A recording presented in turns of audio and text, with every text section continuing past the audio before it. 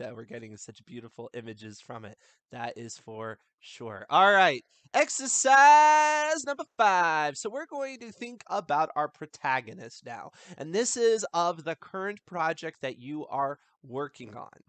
So think about who your main character is, and this is the character that is driving the story. This is not necessarily the character that whose head we're in. Remember, the viewpoint character is not always the protagonist, although often they are. But this is the character that is driving the story forward, that is facing some sort of negative force, and they're going to have some sort of conflict because the protagonist has some sort of goal, something that we can track. So think about our protagonist for a moment. I don't know who your protagonist might be, what kind of occupation they have, what kind of background they have. Hey, you know what? It may not even be a human. I mean, I know I have a bunch of humans here, but I don't know. Maybe your protagonist is a rock. I couldn't tell you, although it'd be probably a very anthropomorphic rock if you went that direction. But anyway, think about your protagonist, and now we have the twist. Are they motivated mostly by the need for love, meaning, or money?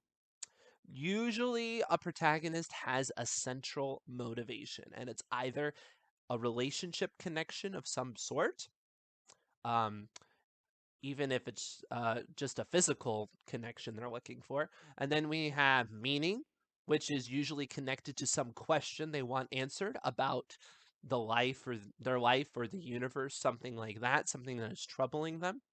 Or they are motivated by money or power, their status in society, or what they can, afford, physical needs, things like that. So think about that. Your protagonist really should have one central motivating factor. It doesn't mean they can't have more, but there is one that's going to be that driving force. And then as soon as you think of that motivation, think about how to make that concrete. So it's okay if your character is lonely, we can start there, but then what would solve that problem?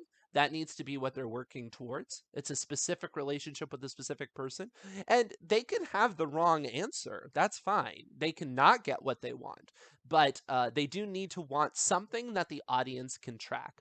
Same thing with meaning. They can feel like they're confused about life and they're on some sort of existential quest.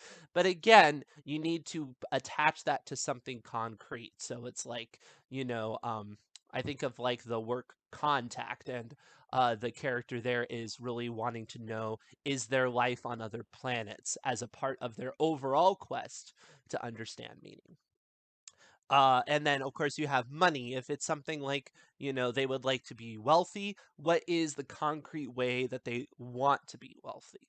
Or what is that concrete position that they want in society so that we can track when they get closer or further away. All right. That being said, hopefully you have that in mind for your protagonist as you move forward.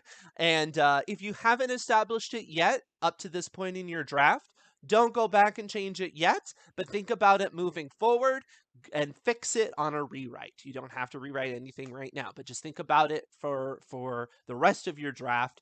Move your protagonist forward based on a concrete goal, then go back and fix it. All right. That being said, it's time to get writing. So I'll see you on the other side of your writing sprint.